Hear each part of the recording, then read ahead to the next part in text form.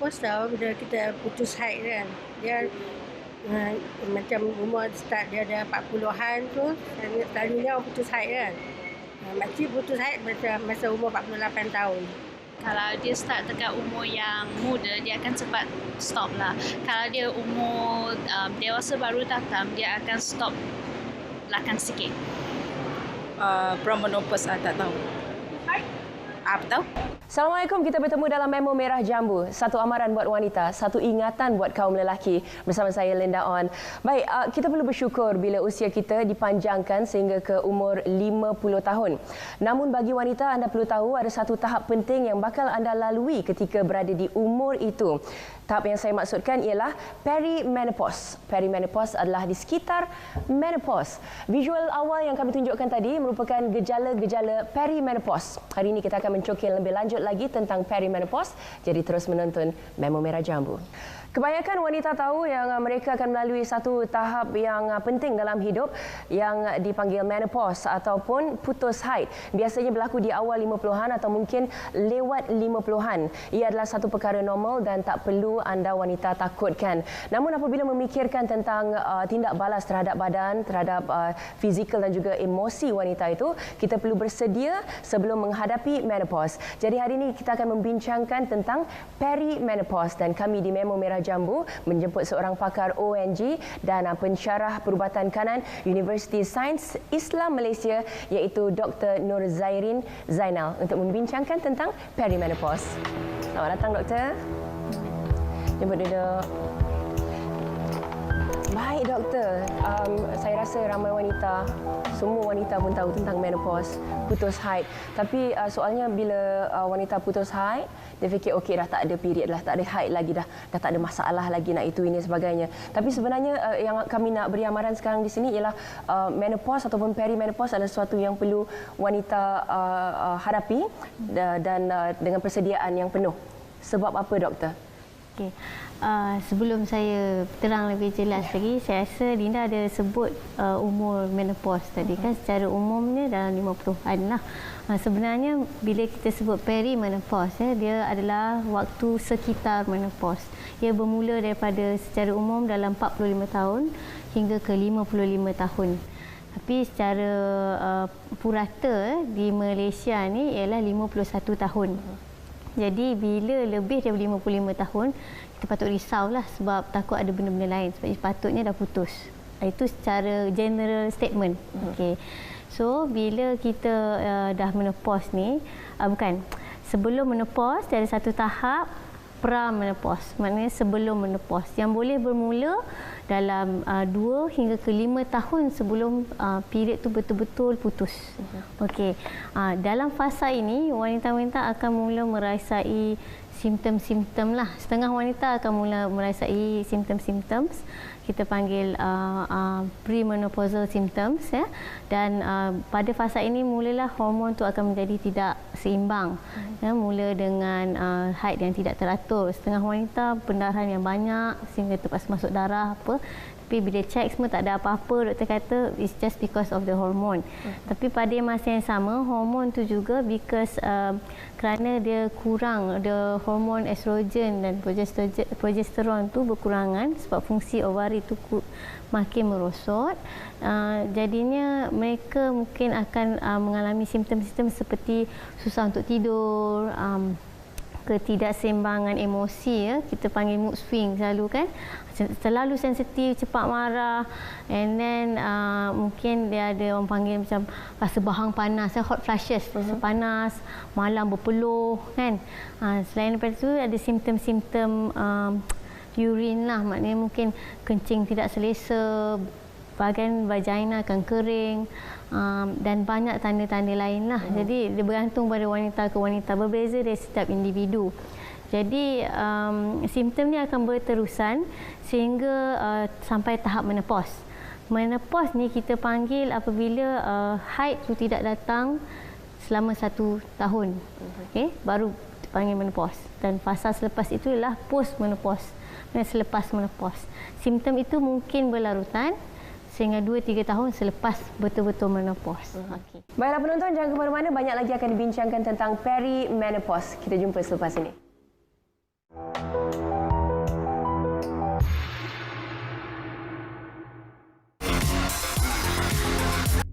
Terima kasih kerana masih bersama Memo Merah Jambu. Pastinya anda terus bersama kami kerana ingin mengetahui lebih lanjut lagi tentang perimenopause. Dan Memo Merah Jambu pastinya kami memberi amaran kepada wanita dan ingatan kepada kaum lelaki. Baik, tadi doktor doktor dah cerita tentang menopause dan kesannya terhadap hubungan suami isteri. Tapi perimenopause ni macam mana pula doktor? Kesan terhadap hubungan suami isteri? Sebenarnya dia bergantung pada individu jugalah, ya, sebab bila kita sebut pre-menopause, maknanya fasa sebelum menopause tu, jika biasanya pada umur ni juga hormon ni sudah berkurangan, dia punya desire pun biasanya kurang lah, kan. Jadi hubungan suami isteri pun biasanya tidaklah sekerap masa zaman dulu. Maksud saya hubungan kelamin lah. Kerana pada fasa ini juga hormon sudah berkurangan, dia punya kehendak tu pun sedikit berkurangan. Tapi ini bergantung individu jugalah, kan.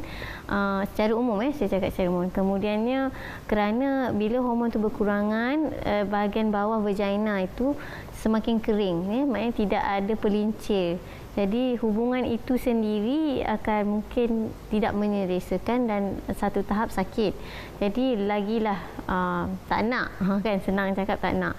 Jadi dia tengok pula pasangannya juga, kan. Jadi jika pasangannya memahami, tengok kebanyakan wanita tak mau buka cerita, kan.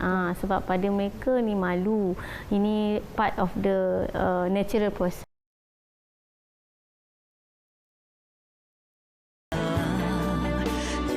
Makin kurang. Jadi ada yang nak ambil hormon untuk tambah hormon. So macam mana doktor tu? Okay. Biasanya sebab kita tahu kitaran hormon tu tiap-tiap bulan, kan, yang menyebabkan bila hormon estrogen dan progesteron tu ada dan menyebabkan kita period, kan, kalau tidak mengandung, telur tu keluar. Jadi bila dia ada naik turun ritma itu mula berkurangan, ya, tak sampai, jadi proses orang kata apa, period pun mungkin tidak teratur semua, kan. Jadi wanita masih menganggap benda ini normal. Jadi tapi yang merisaukan, ya, selalu menjadi concern pada wanita ini bila dia tidak dapat mengatasi simptom-simptom lain. Macam saya cakap, dia rasa panas, panas sampai tahap berpeluh, tak boleh tidur, lagi emosi yang terlalu tidak stabil, kan, dan dia mendapatkan rawatan. Jadi kadang-kadang wanita mungkin tidak akan terus, kebanyakan tak akan cakap sebab apa dia datang doktor. Dia akan cuma cakap masalah period dia tak teratur. Dia tak akan buka cerita lah tentang sehinggalah doktor tu tengok umur dia cakap macam ni, doktor akan cakap, puan dah ada rasa simptom begini. Nanti cakap, ada lah doktor, adakah dia mengganggu? Barulah kita offer hormon tu. Dan hormon ini dia ada dua jenis. Satu kita panggil bleeding regime, satu is non bleeding regime, kan. Dan hormon ni adalah hormon estrogen dan progesteron jugalah. Progesteron lah sebab dia sintetik hormon, kan, yang kita akan bagi untuk meniru ritma asal dalam badan, tetapi dengan dos yang sangat rendah, hanya untuk menghilangkan simptom-simptom wanita tersebut supaya dia boleh mengalami kualiti hidup yang lebih baik, especially pada wanita yang berkerjaya, kan. Dia tak boleh fokus, masa tu dia akan nak handle stres pun susah sebab emosi dia terlalu terganggu. Okay. Jadi kita akan bagi hormon ini untuk membantu proses tersebut. Pada masa sama, jika dia mengalami masalah pendarahan yang tidak teratur, dia boleh bantu mengaturkan kembali periodnya lah. Jadi sebab tu kita ada bleeding and non-bleeding regime. Jadi bila bleeding regime, maknanya kita boleh atur cantik. Jadi period dia datang cantik macam masih period lah, sampai ke umur yang let's say kalau dia datang umur 50, simptom tersebut dia tidak tahan, kita boleh start sampai umur dia 55, dia masih akan dapat period dengan ubat tersebut. Sikit lah, taklah period macam muda-muda tu, kan. Dan dengan harapan hormon tu bantu mengurangkan simptom-simptom yang dia tak boleh nak cope tu, dan dia mengalami kualiti hidup yang lebih baik. Dengan hormon tu juga mungkin akan membantu hubungan keluarga dengan pasangannya, sebab ada hormon tu lah, dia ada desire sikit, kan. Jadi dia bebek sehingga umur dia 55, dan mungkin kalau dia masih perlukan ubat tersebut, hormon tersebut, kita boleh tukarkan kepada non-bleeding regime. Maknanya lepas tu kita tukar ubat hormon juga, tapi dia tak period. Okey, faham. Dan tapi ada juga yang takut doktor dengan pengambilan hormon. Katanya ada kesan sampingan? Memang setiap benda kita ambil memang ada kesan lah kan. Okey. Sebenarnya kalau dengar kita tanya semua orang takut hormon ni sebab yang kata takut kanser payudara. Ada yang wanita takut makan hormon gemuk katanya. Dia tak straightforward gemuk lah sebab mungkin dia ada confuse hormon untuk orang yang menopause. Kita panggil hormon replacement therapy. Untuk hormon untuk ganti hormon yang hilang. Itu yang hormon untuk kita menopause. Kalau orang yang muda yang hormon perancang tu is pil perancang kan, itu dos yang lebih tinggi. Hormon yang untuk orang menopause ni kita panggil hormon replacement therapy, dosnya rendah. Memang estrogen tu ada efek water retention lah, dia tarik air sikit, berat badan dia sikit, tapi tidak banyak lah. Itu bergantung pada dos. Dan jarang dengar orang naik berat badan untuk hormon replacement therapy, maknanya yang menopause kita bagi ubat ni. Cuma banyak orang takut sebab kata makan lama-lama hormon ni takut benda lain dia katakan, dan paling even di kalangan doktor-doktor pun takut, dia kata takut breast cancer. Tapi sebenarnya sebelum kita start hormon tu kita perlu cek dulu latar belakang keluarga. Jika memang kalau you pernah ada breast cancer, memang kita kalau boleh kita tak start lah. Melainkan you tak boleh nak tahan sangat simptom-simptom tersebut, kita ada ubat lain selektif punya estrogen receptor yang lebih spesifik. Itu pun kalau boleh kita pun tak mau start. Sebab kita tahu breast cancer ni dia respon pada hormon kebanyakan, yang hormon estrogen, progesteron. So biasa kita tak bagilah. Jadi tengok kita akan siasat dulu latar belakang sebelum memberi. You pernah kena stroke ke sebelum ni, ataupun you ada masalah kepekatan darah kan, ataupun masalah kanser yang berkaitan dengan hormon, kita tak akan bagi. Tapi kalau bersih lah, family bersih, tidak ada sejarah breast cancer ke apa, you ada simptom-simptom yang kita rasa you perlu akan benefit dengan hormon ini, kita akan bagi. Baik doktor, menopause artinya putus haid. Dah tak ada lagi period dan sebagainya.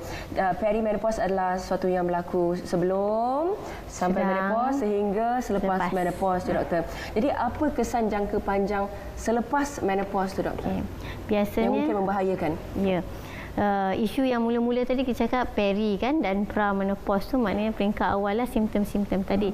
Selepas hormon tersebut lebih stabil, mungkin wanita tidak akan rasa lagi simptom-simptom yang kita sebut bincang lebih awal tadi, dan mereka mungkin rasa dah tak ada simptom apa, dah sihat, bleeding, masalah pendarahan dah tak ada tak perlu cek, tak perlu pergi doktor, dia sihat dia kata kan. Dan doktor, dah bincang panjang tentang perimenopause, sebelum, selepas menopause, ketika menopause. Apa yang boleh orang sekeliling, sebab kita punya slogan pun satu ingatan buat kaum lelaki, jadi para suami, para kawan-kawan lelaki di sekeliling mungkin jadi satu ingatan juga buat mereka berhadapan dengan wanita yang dalam perimenopause ni. Okey. Jadi sokongan mungkin. Ya. Yang penting sebenarnya support lah. Sebab bukan senang nak mengharungi fasa ni, lama.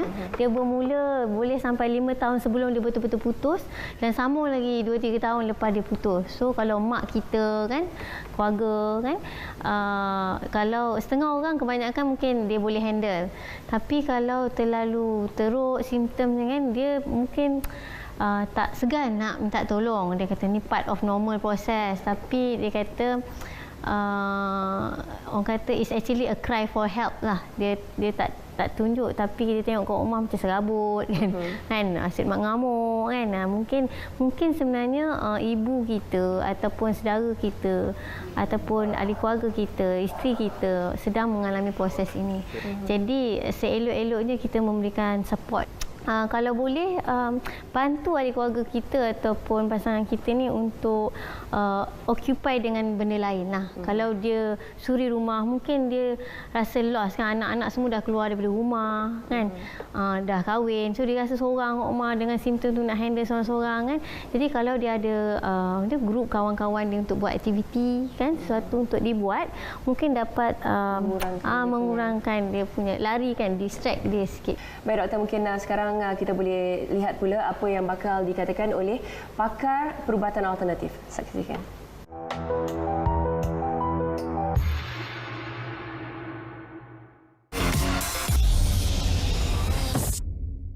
Ayat-ayat Al-Quran yang boleh menolong kaum-kaum hawa untuk menangani masalah menopause. Pertama yang saya ingin sarankan ialah surah An-Nahli. Ya. Surah An-Nahli ayat 106 dan ayat 107 ataupun ayat 81 hingga 89. Surah An-Nahli ni dia punya keistimewaannya, ia memberi kekuatan untuk terus hidup. Ha? Sebab apa? Ramai para kaum hawa ni bila dah sampai menopause, pada mereka is the end of the journey. Maknanya berakhir kehidupan mereka, sebab mereka fikir there's no life, tak ada kehidupan selepas menopause. Itu satu anggapan yang salah. Ya. Terima kasih atas kesetiaan anda menonton Memo Merah Jambu bersama saya Linda On. Dari awal rancangan bersama dengan doktor tadi dah diceritakan tentang perimenopause, dan sekarang tetamu undangan akan menceritakan pengalaman beliau pula tentang perimenopause ini. Kami ucapkan selamat datang pada Puan Razia. Khabar Puan?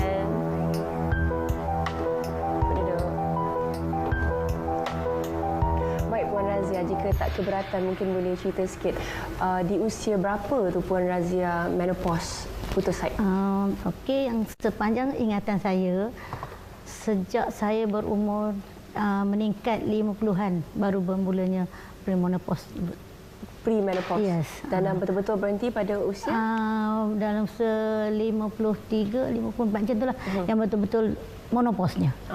Dan doktor pun dah terangkan tadi bila perimenopause ni ataupun sebelum menopause tu sendiri, premenopause tu ada macam-macam yang berlaku pada diri.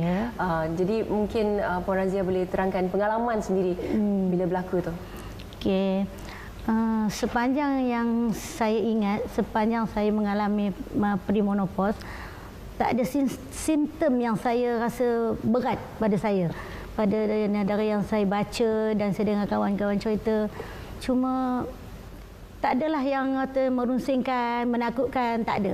Yang saya tahu yang mengalami pada saya, yang saya alami, dia rasa ada macam kita rasa panas badan dalam seminit, 2 minit macam tu, macam rasa nak demam, tak demam. Lepas tu dia okey balik. Macamlah sepanjang masa tu nak kata saya mengalami sakit teruk ke apa ke, tak ada. Senanglah saya menghadapi menopause tu, tak ada masalah. Senang sangat. Nasib baik ya doktor.